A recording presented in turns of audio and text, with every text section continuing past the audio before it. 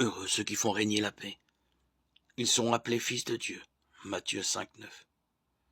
Quelle résonance ce mot de paix pouvait-il avoir dans l'esprit des contemporains de Jésus? Durant des siècles, leur pays avait servi de champ de bataille aux grands de l'époque, avec toutes les atrocités que cela suppose. Désormais, ils étaient occupés par les Romains privés de certaines libertés, atteints surtout dans leur amour-propre.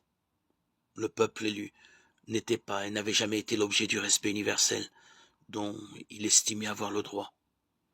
Et la conception temporelle du messianisme allait son chemin. Mais, en même temps, les Juifs étaient trop imprégnés par l'idée de l'alliance avec Dieu pour ne pas donner une autre dimension au terme de paix. La paix d'un cœur justifié, la paix d'un peuple choisi par Dieu.